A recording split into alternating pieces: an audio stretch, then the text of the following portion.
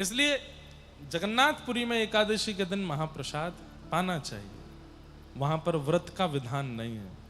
लेकिन आप प्रसाद पा रहे हो तो भी आप व्रत में ही हो, तो भी आपका व्रत चल ही रहा है। तो कल निर्जला एकादशी है। निर्जला एकादशी का नियम तो है कि आपको जल भी सेवन नहीं करना चाहिए। और कितनी देर नहीं करना चाहिए?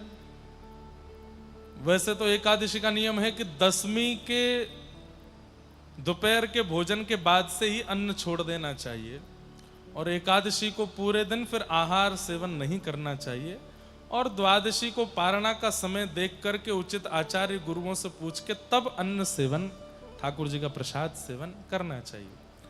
तो कल निर्जला एकादशी है। गर्मी तो बहुत ज्यादा है और निर्जला एकादशी गर्मियों में ही आती है। तो आप अगर हो सके तो फलाहार करिएगा, हो सके तो केवल जल पर रह करके कल रहिएगा, और यदि हो सके तो बेहोश मत हो जाना। बिना जल के करो तो कल का जो दिन है वो बहुत उचित है। हम लोग तो विचार कर रहे थे कल निर्जला करें, लेकिन हमको 4 घंटे बोलना पड़ता है स्टेज पर, गला सूखता है, वह भी सह लेंगे। लेकिन उससे भी बड़ा कल एक कार्य और है कि कल हमारा कटक के साथ फाइनल मैच है सुबह। 12 बनती है कि 12 बत्ती है? 12 बनती है, 12 बत्ती, 12 बत्ती स्टेडियम में। पहले दिन तो वार्म अप मैच हुआ था बारिश में, उस दिन तो हम जैसे तैसे जीत गए थे।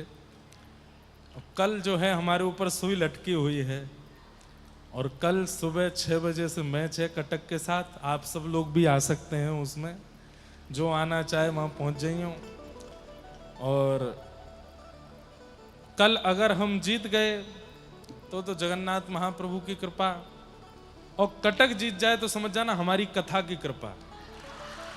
हमने ऐसी कथा सुनाई कि कटक वाले जीत गए। दोनों रूप में भलाई हमारी है। तो नियम ऐसा रखा है कि जब तक मैच चलेगा तब तक जल तो पिएंगे, फिर मैच से आने के बाद फिर कल निर्जला करने का भाव है। आप सब भी प्रयास करो। ये पावन महाप्रभु जी का क्षेत्र है और कथा चल रही है। अगर एकादशी का सुंदर भाव कर सको तो जरूर करना चाहिए।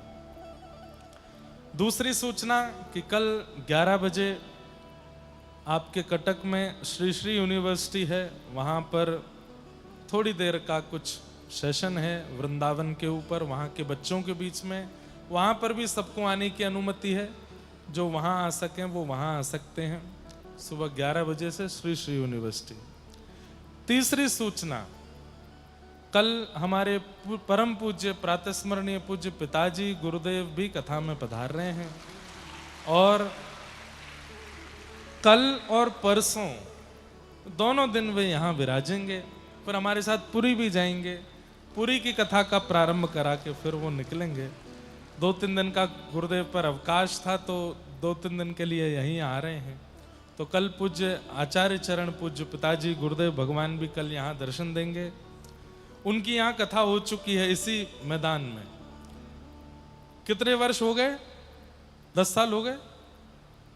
कितने साल हो गए यहाँ कथा हुए? 10 वर्ष हो गए। 10 वर्ष पहले पूज्य पिताजी की यहाँ राम कथा हुई थी इसी जगह पर। 16 वर्ष पहले हुई थी यहाँ राम कथा, और हमारे देवकीनंदन जी बैठे हैं, आपके द्वारा ही कथा हुई थी। और बड़े आनंद के साथ यहाँ 16,100 ब्राह्मणों ने पारायण भी किया था।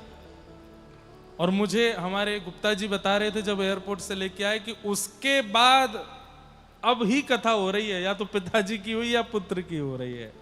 तो यहाँ पर ये कथा इस मैदान में हम सबको सुख मिल रहा है। बीच में एक बार पूज्य देवकीनंदन ठाकुर जी की भी यहाँ आपके ही परिवार के द्वारा हुई थी।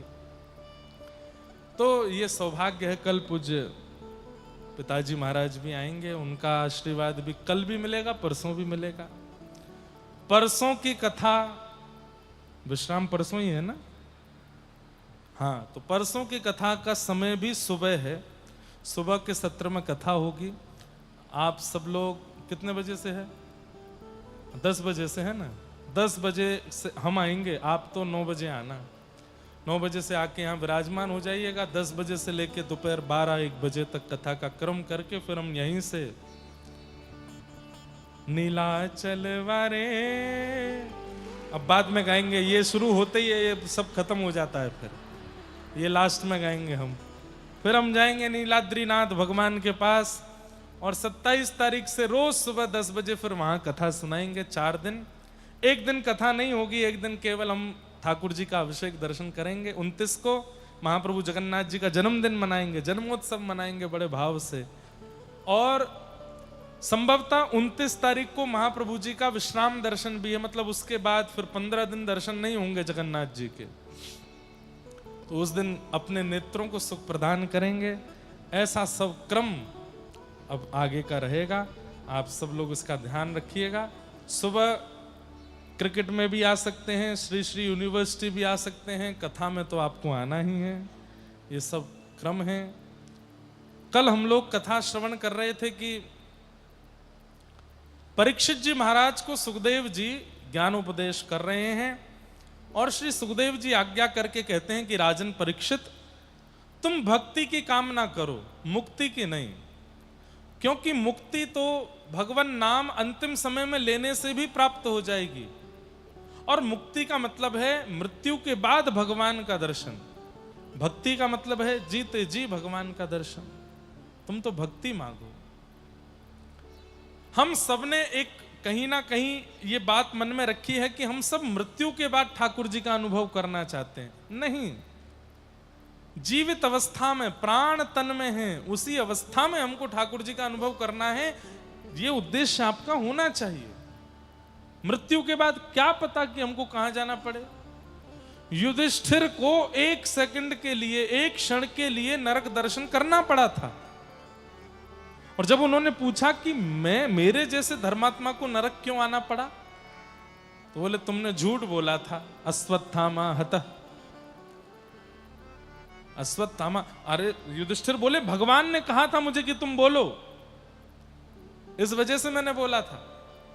भगवान प्रकट होकर के बोले मैंने कहा था कि अश्वत्थामा हतः, केवल इतना बोलो, नर नहीं मरा है, हाथी मरा है।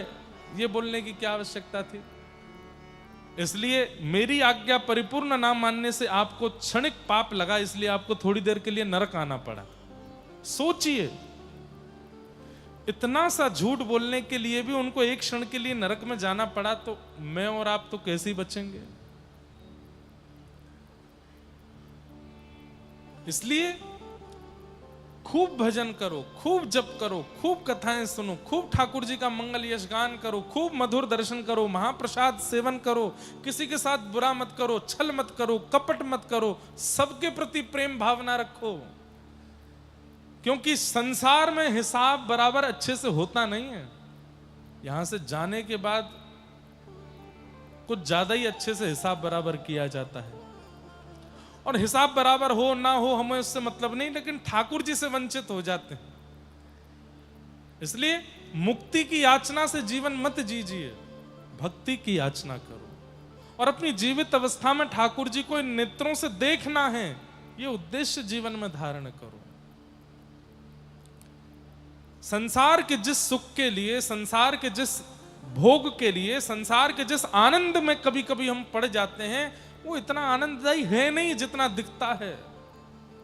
मुझे छेना पोड़ा बहुत अच्छा लगता है, लेकिन कितना, उसकी एक क्वांटिटी है, उसकी एक लिमिट है। उससे अधिक यदि वो मुझे मिलने लग जाए तो आप छेना पोड़ा दिखाएंगे और मैं भागूंगा। दिखाओ भी मत। दायरे से ज्यादा, लिमिट से ज्यादा इस संसार की कोई भी वस्तु यदि आपको मिल गई तो उससे आपका मन ऊब जाएगा। लेकिन ये जितने आपको मिल जाए, कथा जितनी आपको मिल जाए, सत्संग जितना आपको मिल जाए, भगवत प्रेम जितना आपको मिल जाए, मन भरेगा नहीं। मन सदैव रिक्त ही रहने वाला है, खाली ही रहने वाला है और आनंद में परिपूर्ण ही रहने वाला है। परिपूर्ण होकर के भी जगह रहेगी, ऐसी वस्तु को स्वीकार कीजिए ना। उस वस्तु को सेवन करने से क्या, जो कुछ समय बाद सुख देना बंद कर दे।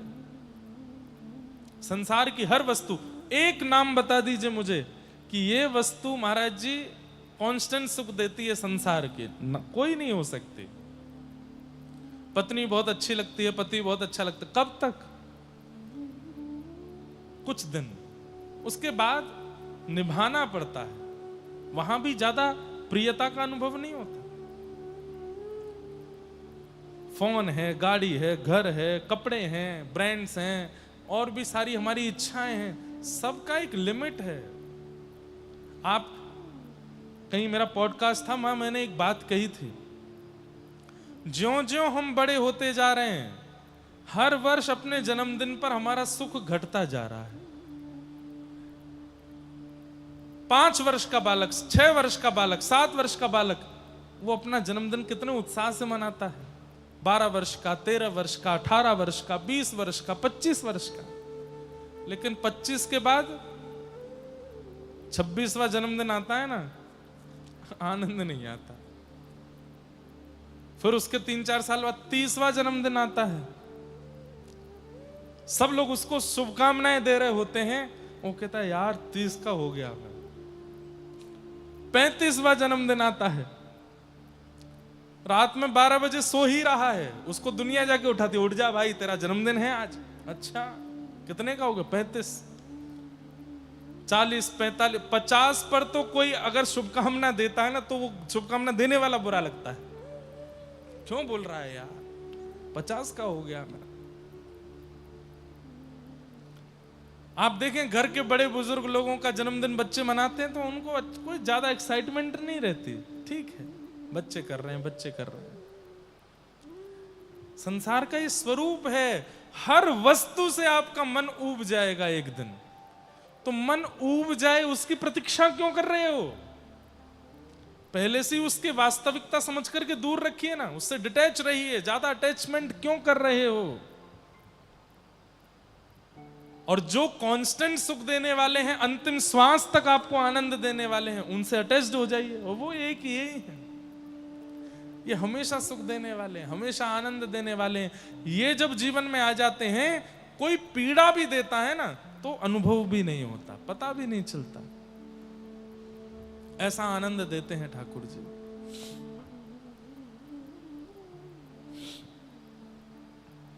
भक्ति की याचना करो।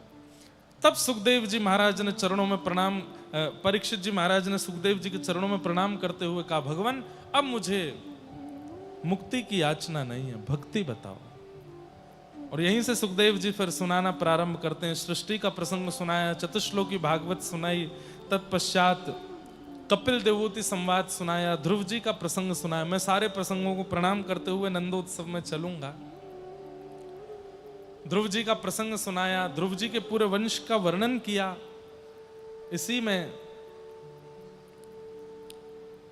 रहुगण राजा और जड़ भरत जी का प्रसंग आया। कई लोग आते हैं और वो मुझसे प्रार्थना करते हैं, बोले महाराज जी हमारे अंदर भक्ति कैसे आवे, प्रेम लक्षणा भक्ति कैसे बढ़े, कृपा कर उसका कोई निधान बताइए, कोई उपाय बताइए। मैं सबसे कहता हूं कि कथा में मैं सारी बातें बताता हूं, वहां सुना कीजिए।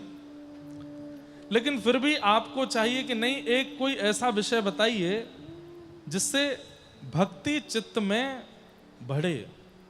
तो रहुगण, वैसे तो भागवत का हर प्रसंग अद्भुत है, लेकिन रहुगण महाराज को जो जड़ भरत जी बता रहे हैं, इसको बहुत ध्यान से सुनो।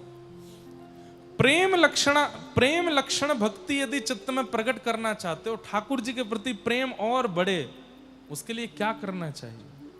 तब वे कहते हैं कि रहो गणित तपसा न याति, नचे जयाने वपणाद् गृहीत्वा, न छन्दसा नैव जलाग्नि सूर्ये, बिना महत्पाद रजो पालाभिषेकम। जड़ भरत जी महाराज रहुगण से कहते हैं कि रहुगण, यदि ठाकुर जी के चरणों में प्रेम लक्षण भक्ति करना चाहते हो, ज्ञान पूर्वक भक्ति करना चाहते हो, संसार में वैराग्य पूर्ण रहना चाहते हो, तो उसके लिए रहो गणई तत्तपसा न याति, तपस्या से यह संभव नहीं है। न चिज्जया, यज्ञ करने से भी यह संभव नहीं हो पाएगा। नैव जलाग्नि सूर्यो, ना ही सूर्य को जल देने से, ना ही वेद अध्ययन करने से, ये सब करने से आपके मन में प्रेम लक्षण भक्ति प्रकट नहीं हो सकती। तो बोले फिर कैसे हो सकता है? बोले बिना महत पाद रजोभिषेकम। वैष्णव जनों के, महत जनों के, भगवत जनों के, भगवत कैंकर्य करने वाले भक्त जनों का जब तक संग नहीं करोगे, उनके चरणों में प्रणाम नहीं करोगे, उनकी बात रूपी चरण रज से अपने आप को स्नान युक्त नहीं कराओगे, तब तक तुम पर कृपा नहीं हो सकती।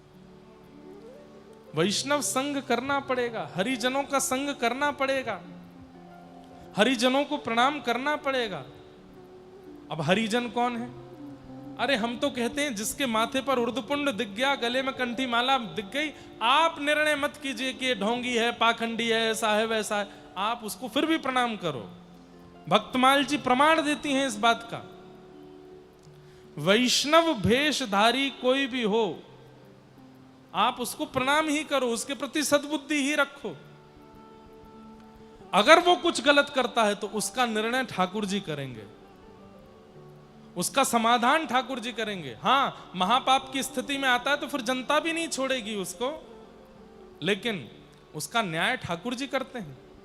पर हमें चाहिए कि उसमें सद्बुद्धि रखें। वैष्णव संग, वैष्णव वचनों का पालन ही एकमात्र तरीका है भगवत प्रेम को चित्त में प्रकट करने का।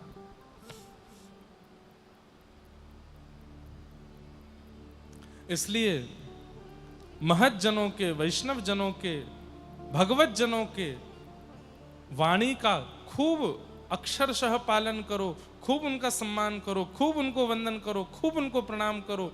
उनकी कृपा से ही भगवत प्रेम प्राप्त हो सकता है। एक कथा आती है, श्री गिरिराज जी की तलेटी में हमारे व्रजमंडल में एक व्यापारी रहता था। वो श्रीनाथ जी के दर्शन मंदिर कभी नहीं जाता था, लेकिन उसको पता चल गया था कि लोग बाग खूब भक्त हैं, तो मंदिर से कोई भी व्यक्ति आता था तो उससे पूछ लेता था आज भगवान का श्रृंगार कैसा है, तो कहते नीले वस्त्र हैं, मोतियों की माला है, ऐसी पाग है, ऐसे कुंडल हैं, ऐसे कड़ूले हैं। तो वो एक पेड़ के नीचे बैठ करके बढ़िया लच्छेदार वाणी में सुंदर सुंदर बातों में सजा करके उस विषय को सुनाता था, और खूब सारी भीड़ उसको सुनने के लिए आती थी। बोला आज भगवान ने नीली पोशाक पहनी है, आज ऐसे मोतियों की माला पहनी है, ऐसे कानों में कुंडल पहने हैं, जबकि वो स्वयं कभी दर्शन करने नहीं जाता था, केवल आते जाते लोगों से सुन लेता था। एक बार श्री भक्तराज सूरदास जी महाराज निकले, उन्होंने जब उसकी वाणी सुनी तो वे समझ गए, ये लटके झटके करके बोल रहा है लेकिन स्वयं दर्शन नहीं करता है ठाकुर जी के। लोगों को आकर्षित करने के लिए, भ्रमित करने के लिए, अपना दास बनाने के लिए बस बोल रहा है, स्वयं दर्शन नहीं करता ठाकुर जी का। तो सूरदास जी उसके पास जाकर के बोले, सेठ जी बहुत अच्छी कथा करते हो आप तो, सब कृपा है। अच्छा, श्री जी बाबा के दर्शन कब से नहीं किया आपने? सीधे पूछा। सूरदास जी के तो नेत्र नहीं है, लेकिन उनको सब दिखता था। तो वो बोलता था, मैं तो आज सुबह ही करके आया। बोले थोड़ा और सच बोलो। अब आपसे क्या, कल रात को किए थे। बोले थोड़ा और सच बोलो। कल राजभोग में किए थे। बोले अब तुम अच्छे से सच बोल ही दो ना, कब किए थे? बोले अब आपसे क्या छुपाऊं, 1 सप्ताह पहले किए थे। बोले सुनो, अब भी तुम झूठ बोल रहे हो, सच बताओ दर्शन कब किए थे? अंत में उसने कहा मैंने 3-4 महीने से दर्शन ही नहीं किए। सूरदास जी बोले अब सच बोले ना, और यहां बैठ करके बढ़िया लच्छेदार वाणी में प्रवचन करते हो, दुनिया को जो है ठाकुर जी के बारे में बता बता करके ऐसा प्रतीत कराते हो कि तुम भगवान का नित्य दर्शन करते हो और स्वयं जाते भी नहीं हो, चलो मेरे साथ दर्शन करने चलो। उसने कहा अभी नहीं, कल सुबह चलूंगा। बोले अभी चलो। और सूरदास जी उसका हाथ पकड़े और लेकर के गए दर्शन करने। अब इस पूरी कथा का सार क्या है कि जैसे ही सूरदास जी उसको लेकर के मंदिर के अंदर पहुंचे तो गर्भगृह में श्रीनाथ जी खड़े खड़े बोलने लगे, और श्रीनाथ जी प्रसन्न होकर के बोले आज तो मैं बड़ो राजी भयो हूं, आज तो मैं बड़े आनंद में आ गया हूं। क्यों? इतने परम वैष्णव को मेरे पास लेकर के आए हो, मैं तो यहाँ से बड़ो राजी है गया हूं। तो सूरदास जी बोले जय जय, ये तो आपके दर्शन करवे भी ना आवे, ये तो आपको निहारवे भी नहीं आवे, और ऐसे के मंदिर में आवे पे आप इतने प्रसन्न रह रहे हो और बढ़ावा दे रहे हो वाकू। तब ठाकुर जी बोले मैं या के दर्शन करके इतना प्रसन्न या मारे है रहा हूं क्योंकि मेरो प्रिय सूरदास जा को हाथ पकड़ करके लेके आयो है, वो कोई सामान्य नहीं हो, वो कोई श्रेष्ठ होगा। मैं जा सूरदास से प्रेम करूं, वो सूरदास कोई को लेकर के आयो है, तो भाई उसका स्वागत तो करना पड़ेगा ना। अब भाई कई बार ऐसा होता है हम सबसे नहीं मिल पाते, सबसे नहीं जुल पाते, कई बार कई जगह कथाएं भी नहीं दे पाते, लेकिन अब घर की कोई सदस्य का फोन आ जाए हमारे, जिनका मैं बहुत सम्मान करता हूं, जिनका मैं बहुत बोले उनसे मिलना पड़ेगा। अब चाहे रात में नींद छोड़ के मिलना पड़े, मिलना पड़ेगा ना। क्यों? हमारे घर का एक सदस्य बोल रहा है। या फिर कई बार मेरे क्लासमेट हैं जो मेरे संग पढ़े हैं, वो कभी कभी फोन करते हैं, बोले भैया हमारा एक फ्रेंड है वहां रहता है कटक में, उससे एक बार मिल लो। मैंने कहा मिलने में दिक्कत नहीं है, पर मेरे कार्यक्रम सुबह से शाम तक व्यस्त हैं, पर तुम्हारा फोन आया तो जैसे भी मिलेंगे मिल लेंगे। प्रिय का कोई प्रिय है तो उससे मिलने में, चाहे वो योग्य नहीं है फिर भी हम उससे मिलते हैं, चाहे वो योग्य नहीं है फिर भी हम उससे बात करते हैं। कई बार ऐसा भी होता है कि कहीं कथा होती है ना, तो किसी का फोन आता है घर से कि वहां एक अमुक नाम के व्यक्ति हैं, उनसे मिलना है। अब वो व्यक्ति ना तो कथा में आता है, वो व्यक्ति ना तो हमसे स्वयं पर्सनली मिलने आता है, वो व्यक्ति ना भीड़ भाड़ में आता है, बस वो बड़ी बड़ी जैक लगा के कि हमसे मिलें हमसे मिलें। और फिर नगर के लोगों से पता चलता है कि वो तो भजन भी नहीं करता, कथाओं में भी नहीं जाता, किसी संत महापुरुष का कभी सम्मान भी नहीं करता, वैष्णव संग भी नहीं करता, लेकिन अब उसने कहीं से फोन करवाया है, अयोग्य है, लेकिन हमारे किसी प्रेमी ने कहा इसलिए फिर भी हम उससे मिल लेते। ऐसे ही हम सब अयोग्य हैं।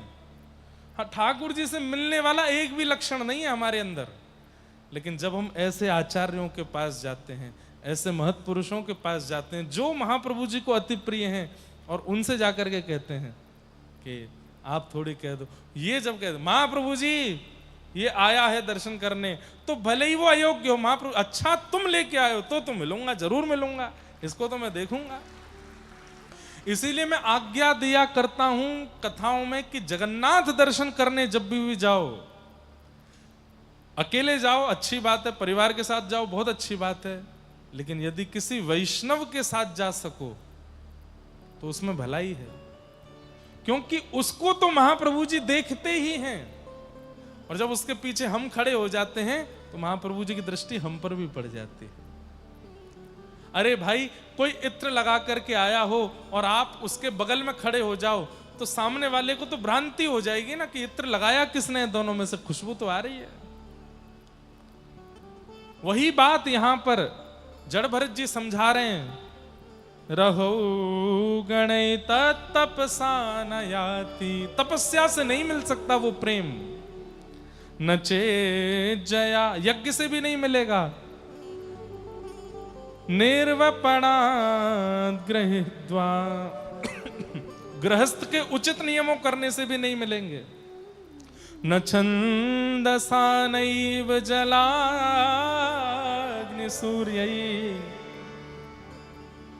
ना ही वो वेद अध्ययन से मिलेंगे, ना ही वो उपासना करने से मिलेंगे। कैसे मिलेंगे? बिना महत्पाद रजोभिषेकम। इसी का ट्रांसलेशन गोस्वामी तुलसीदास जी ने किया। क्या? श्री गुरु चरण सरोज रज निज मन मुकुर सुधार।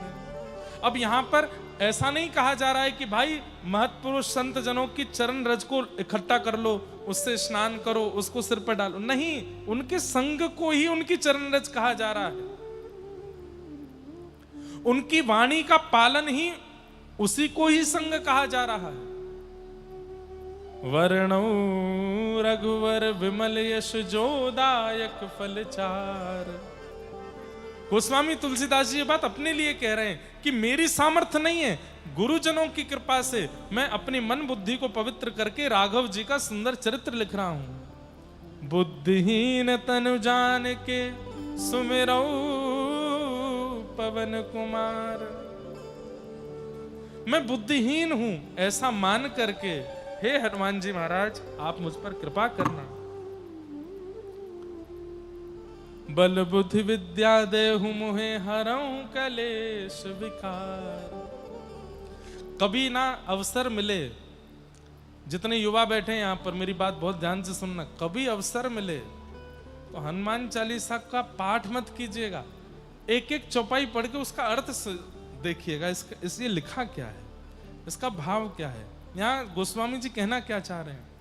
इतना आनंद आएगा आपको, आप कहेंगे कि भाई मैं 25 वर्ष का हो गया हनुमान चालीसा करते करते, लेकिन जो सुख अर्थ पढ़ के हनुमान चालीसा आप हनुमान चालीसा करेंगे नेत्रों से आंसू गिरने लगेगा। ऐसी है हनुमान चालीसा। तो बिना महत पाद रजोभिषेकम, बिना महत जनों की कृपा के प्रेम प्राप्त नहीं होगा, प्रेम की प्राप्ति नहीं हो सकती।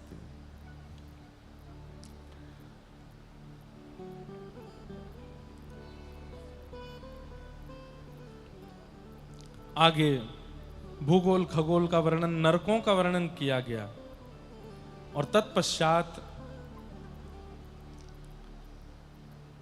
नारायण कवच का वर्णन, भगवान के एक भक्त हुए वृत्रासुर, उनकी कथा सुनाई गई। तत्पश्चात उनके पूर्व जन्म की कथा और श्री प्रहलाद चरित्र सुनाया गया, जहां कृपा करके भगवान नृसिंह बन करके प्रकट हुए। देवासुर संग्राम, बलि बामन अवतार की कथा सुनाई गई। गजेंद्र मोक्ष और नवम स्कंद में सूर्यवंशी राजाओं का चरित्र आया, जिस वंश में भगवान श्री राम प्रकट हुए। बोलो राजा रामचंद्र भगवान की। गुरुवर थे त्यक्त राज्यो व्यचरदनुवनम पद्म पद्भ्याम प्रियाया। पाणिस्पर्शाक्षमाभ्याम मृतिद पथरुजो यो हरिन्द्रानुजाभ्याम। वैरूप्याशुर्पणख्या प्रिय विरहर्ष रोपिता ब्रूविजंभ। तस्ताब्धिर्वद्ध सेतु खलदवदहन कौशलेन्द्रोवतान्। राजा राम भगवान का यहाँ मंगल 2 अध्यायों में लीला सुनाई गई। तत्पश्चात चंद्रवंश के राजाओं का चरित्र और इसी वंश में भगवान श्री कृष्ण प्रकट हुए। 2 श्लोकों में पूरी कृष्ण कथा सुना करके परीक्षित जी महाराज मौन हो गए, सुखदेव जी महाराज मौन हो गए। परीक्षित जी ने चरणों में प्रणाम करते हुए कहा, भगवान मैंने सब राजाओं की कथा सूक्ष्म विस्तार से सुनी, आपने जैसे सुनाई मैंने सब सुना, लेकिन कृष्ण लीला तो मुझे अब पूर्ण विस्तार से सुनाओ।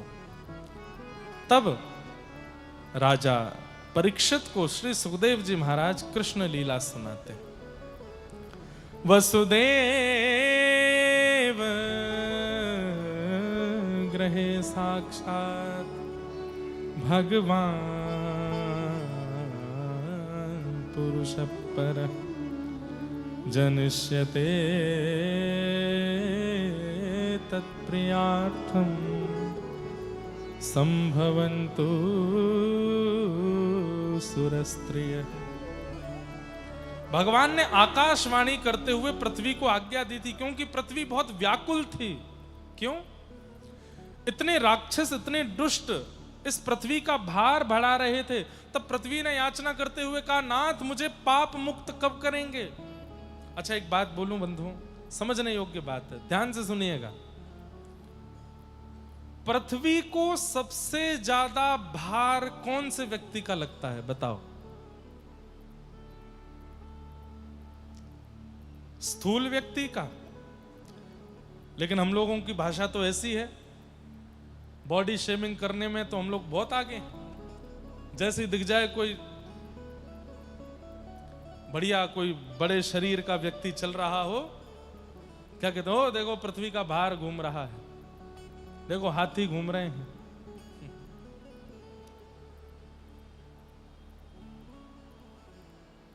कहीं ये बुरा तो नहीं मान जाएंगे?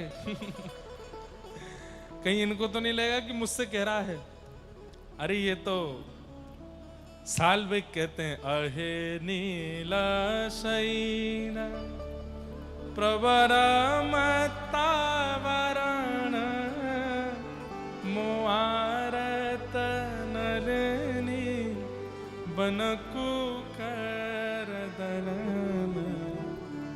हे नीलाचल पर्वत के मतवाले हाथी जगन्नाथ, मेरे आर्त रूपी दलदल में खिले हुए कमलों को अपने चरणों से आप रौंद दीजिए नाथ। वो तो गजेंद्र ही कह देते हैं इनको, और ये गज रूप धारण भी करते हैं। ये बुरा नहीं मानते, बुरा तो संसार के लोग मानते हैं, हमसे मोटा कह दिया, हमसे ऐसा कह दिया, ऐसा कह दिया, ये नहीं मानते। लेकिन वास्तव में पृथ्वी को भार किनका लगता है? असत्यवादी लोगों का। जो व्यक्ति कोरा सफेद झूठ बोलता है, दुनिया की कसमें खा लेता है। कई लोग हैं, भगवान की कसम, भगवान की कसम, भगवान की कसम तो ऐसे मुंह पर रखी रहती है, उनके जैसे भगवान इनके घर के ही हैं क्या? ये भी एक पाप है कि आप भगवान की कसम खाते हो। गॉड प्रॉमिस नहीं करना है। ठाकुर जी कसम मत खाओ, अपनी खाओ, पतिदेव की खाओ, पत्नी जी की खा जाओ, परिवार की खा लो, ठाकुर जी की मत खाओ। ठाकुर जी की कसम नहीं खानी चाहिए, अपराध है, पाप है। अब मैंने कभी देखा तो नहीं, लेकिन सुना है कि कोर्ट में गीता जी पर हाथ रख के सौगंध दिलाते हैं, मैं जो कहूंगा सत्य कहूंगा, सत्य के सिवा कुछ नहीं कहूंगा। ऐसा हमने टीवी सीरियल और उसमें तो देखा है। पर वहां पर भी अगर वो अपराधी झूठ बोलता है तो यहां तो दंड उसको मिलना ही है, लेकिन उसके बाद में यमलोक में जो उसका दंड निश्चित होता है भगवान की कसम खाने के लिए, बहुत गलत है। तो सबसे ज्यादा भार पृथ्वी को लगता है असत्यवादी लोगों का। और इसका एक प्रसंग आता है जयदेव महाप्रभु का।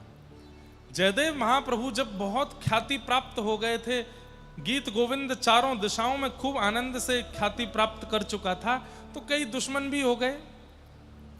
एक बार जयदेव महाप्रभु अपने किसी शिष्य के यहाँ से आ रहे थे, सोने की कुछ मोहर आपके पास रखी थी, तो मार्ग में कुछ लोगों ने रात्रि में इनको रोक लिया और रोक करके इनका सब धन आदि छीन लिया। तब जयदेव महाप्रभु तो वैष्णव है, उन्होंने अपने आप ही दे दिया, बोले ये भी ले जाओ, ये भी ले जाओ। तो उन चोर डकैतों ने मन में विचार किया कि ये अपने आप सारी सामग्री दे रहे हैं, कहीं ऐसा तो नहीं ये इतने विश्वास में है, ये इतना प्रसन्न है, ये डर नहीं रहा है, कहीं ऐसा तो नहीं ये राजा का कोई संबंधी है, हमको सब सामग्री देने के बाद और हम इसको छोड़ जाएंगे तो ये राजा से जाके शिकायत करके हमको बंदी बनवा दे। इतना निर्भीक कोई कैसे हो सकता है? और ये बात जान करके उन लोगों ने महाप्रभु जी के हाथ काट दिए और उनको एक कुएं में फेंक दिया। वे सब तो वहां से चले गए सारा धन लूट करके, और श्री जयदेव महाप्रभु कुआं में पड़े पड़े गीत गोविंद गा रहे थे। धीर समीरे यमुना तीरे बसती बने बंधुओं, मैंने हर जगह कहा है, गीत गोविंद का पाठ प्रारंभ कर दीजिए। महाप्रभु जगन्नाथ जी को इतना पसंद है। श्री नाभाजी कहते हैं, ता सुनवे राधा रमण अवश्य पधारे। जब भी कोई गीत गोविंद गाता है तो ठाकुर जी मंदिर छोड़ के एक क्षण के लिए सामने आ जाते हैं और आकर के सुनते हैं। इतना प्रिय है ठाकुर जी को। रोज रात्रि में इतना बड़ा प्रेमी आपने दुनिया में नहीं देखा होगा। आपने प्रसन्न होकर के मुझे सोने की कोई सामग्री दी, आपने प्रसन्न होकर चांदी का मेरा चित्र बना के दिया, आपने प्रसन्न होकर के डायमंड की कुछ सामग्री मुझे दी, चश्मा दिया, जूते दिए। कितने दिन में उनको अपने पास रखूंगा? 1 दिन, 2 दिन, 4 दिन, 10 दिन, 1 साल, 2 साल, 15 साल, 20 साल। जयदेव महाप्रभु को पृथ्वी पर आए 1000-1500 वर्ष हो गया। गीत गोविंद की रचना 1000-1500 वर्ष पहले हुई और यहीं पास में ही जन्मस्थली है उनकी। मुझे बताया गया कटक के पास ही है। आज तक जगन्नाथ महाप्रभु गीत गोविंद को हृदय से लगा के, अरे 1500 वर्ष पुराना प्रेम है महाप्रभु जगन्नाथ का। हम सबका प्रेम घटता है पर ठाकुर जी का प्रेम बढ़ता। आज भी गीत गोविंद ही हृदय से लगा के सोते हैं। कौन ऐसा प्रेमी हो सकता है? तो जयदेव महाप्रभु को जब वे डाल गए हाथ काट के, तो आप भीतर पड़े पड़े गीत गोविंद गा रहे थे। तभी एक राजा वहां से निकला। वो राजा गीत गोविंद पढ़ता था। उसने जब गीत गोविंद की शब्दावली सुनी, वो जानता नहीं था जयदेव महाप्रभु कौन है। उसने भीतर देखा तो रक्त मंडित हैं, हाथ कटे हुए हैं। महाप्रभु जी को बाहर निकाला, अपने राज्य में लेके गया, मल्लम पट्टी कराई और अपना राजगुरु बना दिया।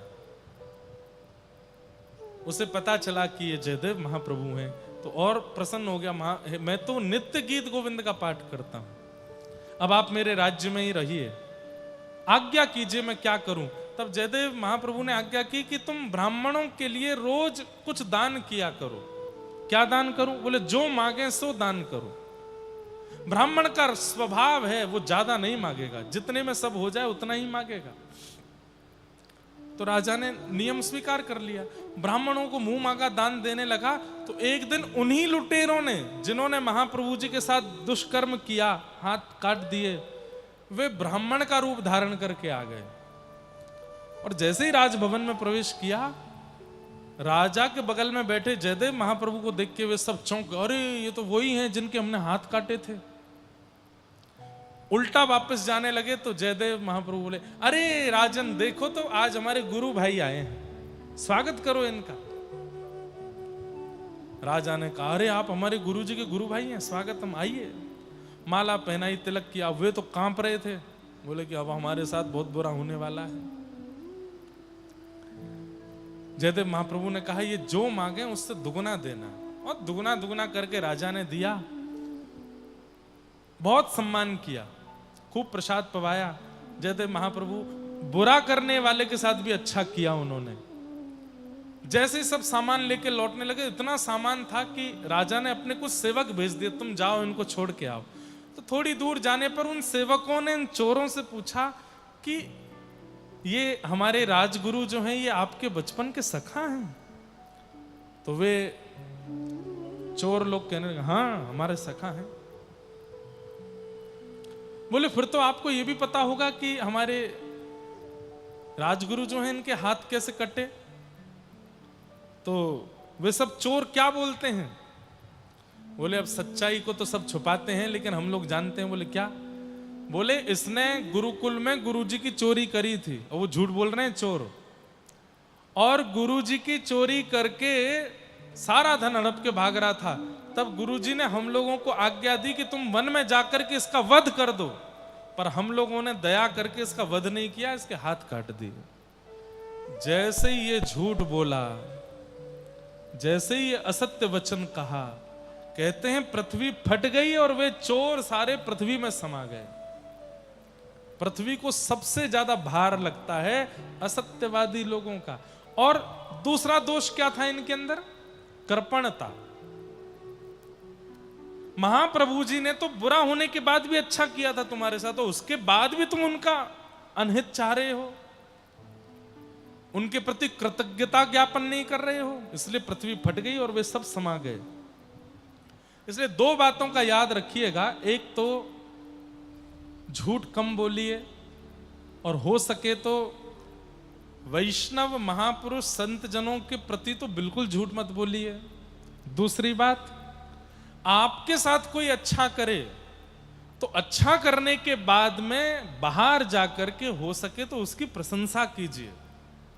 अगर कोई कहते अरे भाई उसने तो तुम्हारा बहुत बढ़िया किया, तुम्हारे काम वाम सब सुधार दिए, और आप अकड़ में बोलो अरे हम बे उसने सुधारे, हमने भी उसके बहुत काम बनवाए हैं, उसने कर दिया तो कौन सी बड़ी बात है।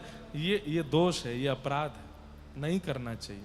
किसी की कृपा से अगर आपका कोई काम बना है, आपके पास कुछ प्राप्त हुआ है, तो उसका थोड़ा गुण गा दिया कीजिए, उसमें कोई बुराई नहीं है, उसका एहसान सदैव मानिए।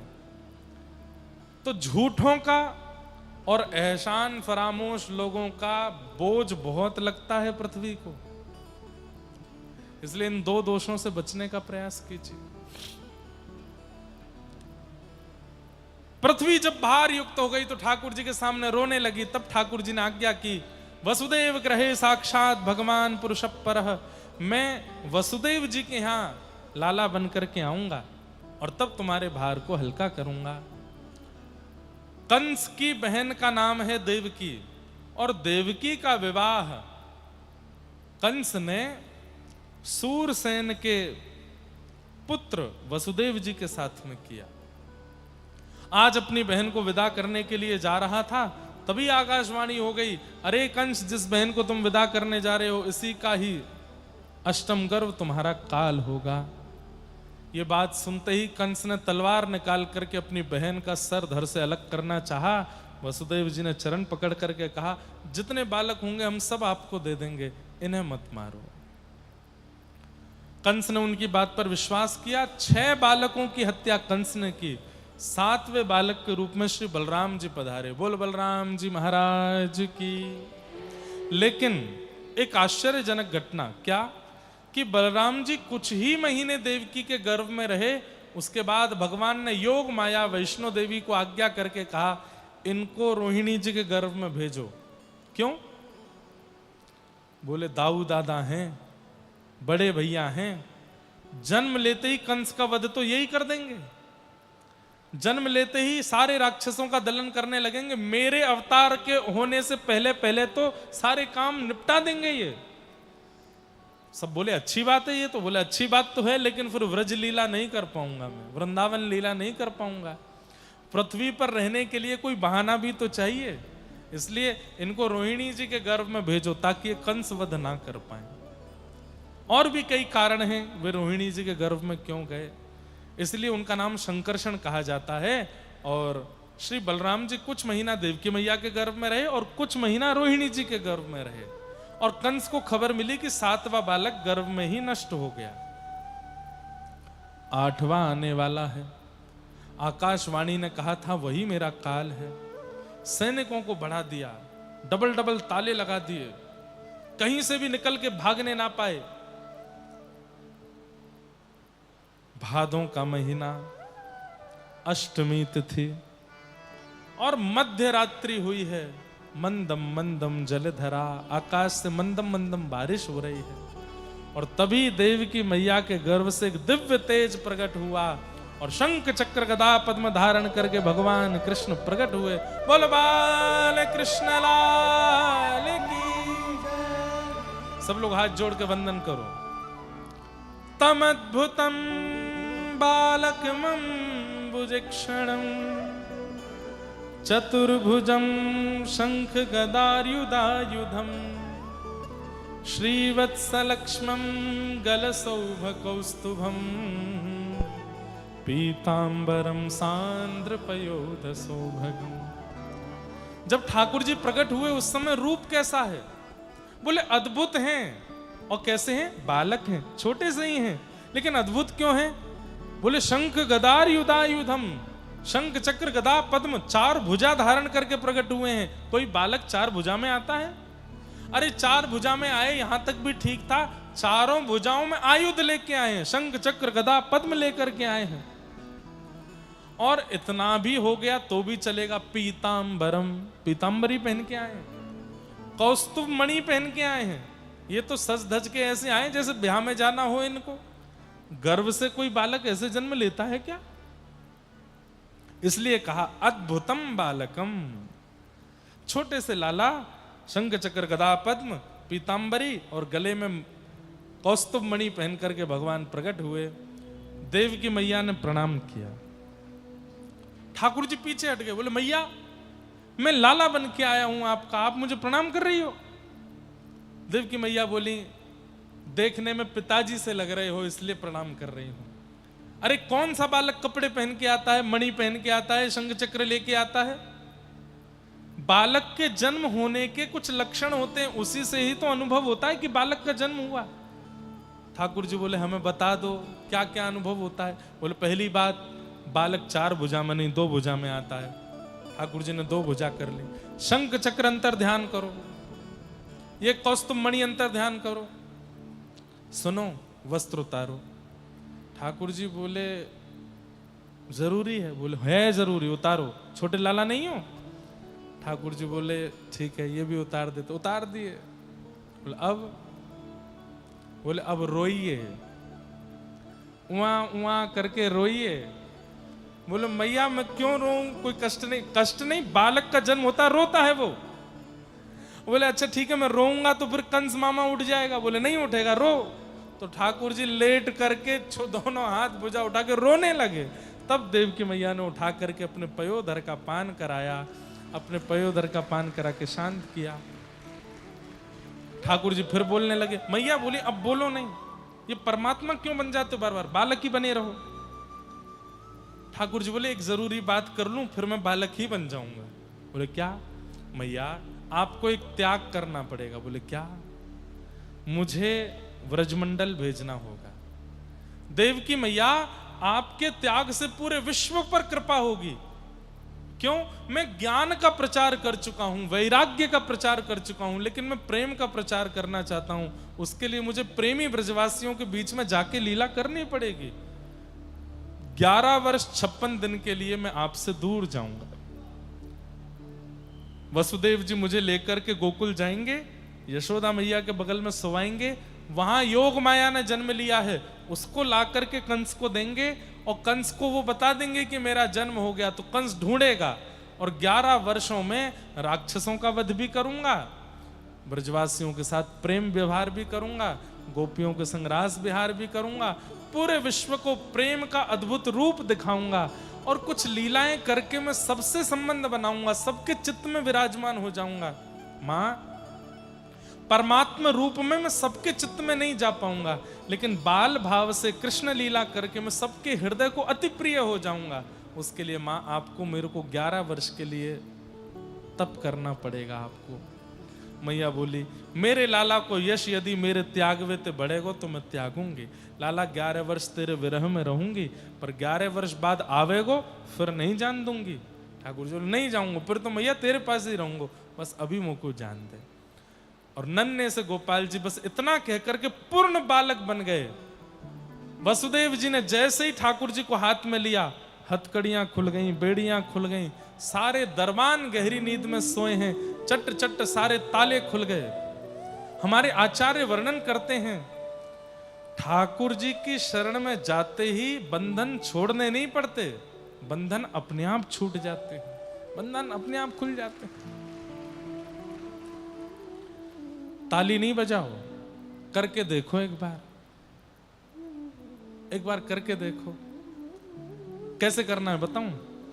बहुत जरूरी काम है, बहुत ही ज्यादा इंपॉर्टेंट कोई काम है। हाँ एग्जाम नहीं होना चाहिए, पहली बात तो बच्चों के ये विशेष वो नहीं होने चाहिए। कोई ऐसा काम है जिससे आपको प्रॉफिट होने वाला है और उस दिन अचानक से योजना बन जाए पूरी जाने की, तो आप महाप्रभु जी से कहो महाप्रभु जी सब छोड़ के आ रहे हैं काम, आज आपके दर्शन करने आ रहे हैं, देखते हैं क्या होता है।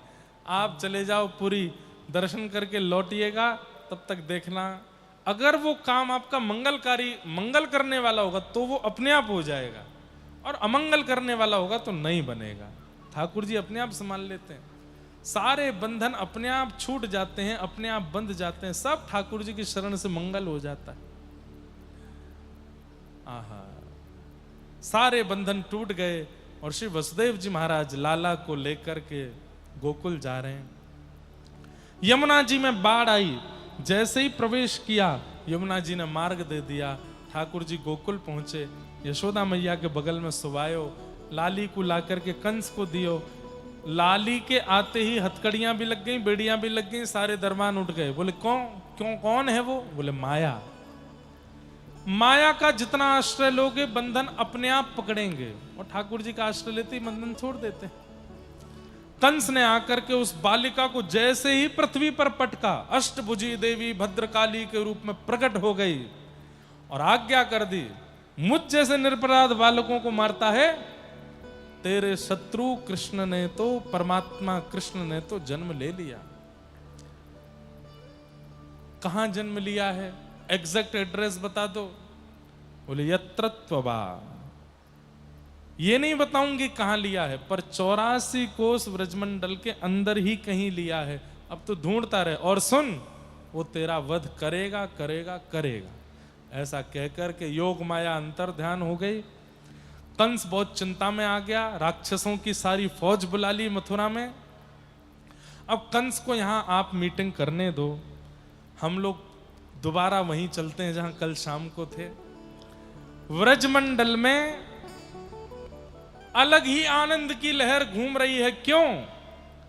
सबको लग रहे है कि नंद रानी के लाला होए गो।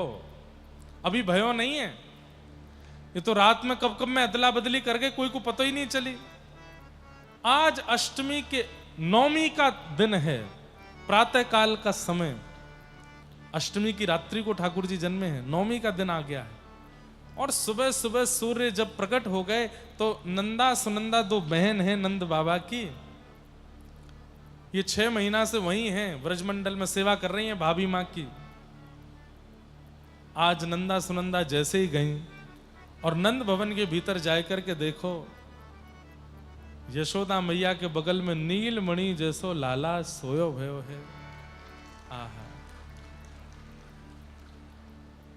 पहले तो पता ही नहीं चली कि लाला है कि लाली।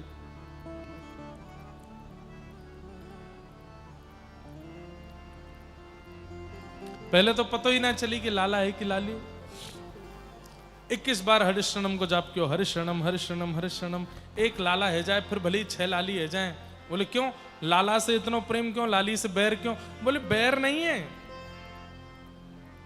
लाला होएगो तो हम बुआ हैं, हमारी बात मानेगो, हमारे चरण में प्रणाम करेगो। हम जब जब अपने ससुराल ते आमेंगी, हमारो सामान लेके ढोवेगो।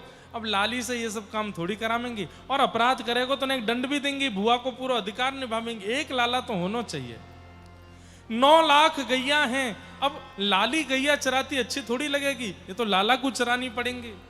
हमारे यहाँ इतने संत वैष्णव भक्तजन आमे, उनकी सेवा प्रणाम करनो, लाली से थोड़ी ये सब काम करवाएंगे, तो लाला करेगो। या हमारे एक लाला होना चाहिए। 21 बार हरिशरणम को जाप क्यों, हरिशरणम हरिशरणम हरिशरणम। और यशोदा मैया के बगल में पौड़े भये लाला के ऊपर से जैसे ही चदरिया हटाई महाराज, है गया है गया है गया है गया है गया है गया है गया। जैसे आपके यहाँ बोले हो गया, हमारी ब्रज भाषा में क्या में है गयो। बोलो एक बार। उड़िया में कैसे बोलते हैं? है गया, है गया, है गोला। अगर ये बोलती नंदा सुनंदा तो कैसी लगती? है गोला है गोला है गोला है गोला। अब तो महाराज एक दूसरे को मोहबंद कियो, हल्ला मत करे। सबसे पहले ये खबर तो नंद बाबा को जाए के बताएंगी। अब तो नंदा सुनंदा निकली हैं महाराज नंद भवन से, और पूरे वृंदावन में हल्ला करती जा रही है गया है गया है गया है गया। सब पूछ रहे हैं कहां भयो, पूछो। है गया है गया है गया है गया है गया। अरे आप सबन की कृपा सो, यमुना जी की कृपा सो, ब्रजवासीन की कृपा सो, बलभद्र जी की कृपा सो, नंद बाबा के घर नीलमणि जैसो लाला भयो है, बधाई हो। आहा, ये खबर जैसे ही सुनी, नीलमणि जैसो लाला। ठाकुर जी का जब तक नामकरण नहीं हुआ तब तक इनका नाम नीलमणि ही है। ये नीले नीले मणि जैसे हैं। नंद बाबा ने जैसे सुनी, लाला भयो है, बोले हाँ। तुरंत महाराज यमुना जी में स्नान कियो, पीले वस्त्र पहने, पीरो पीरो चंदन लगायो, सिर पर महाराज बढ़िया सुंदर पाग बांधी। ब्रजवासिन को खबर मिली लाला भयो है, अपने घर से दही ले ले करके जा रहे हैं, एक दूसरे पर मार रहे हैं। बोले नंद जी के लाला भयो है। कोई ब्रजवासी ने आके कही, कोरी दही उछाल रहे हो, या में ने कछु रंग रोगन तो मिलाओ। बोले काय को रंग लगा? बोले हल्दी लगाए दो या में। और महाराज हल्दी मिलाए करके दही में, यहां से ब्रजवासी एक दूसरे पर उछाल रहे हैं और सबको खबर दे रहे हैं यह बात की। पहले दही उछालते हैं। बोले कहा भयो? बोले नंद जी के लाला भयो है। तो वो भी दौड़ के जावे, वो अपने घर से दही लेके आवे, वहां में बढ़िया हल्दी मिलावे और वो दूसरे इन पर उछाले। कहा भयो? बोले नंद जी के लाला भयो है। ऐसे करते करते व्रजमंडल में दही का समुद्र प्रकट हो गया और सब ब्रजवासी उछल उछल करके नाच रहे हैं, गा रहे हैं, उत्सव मना रहे हैं।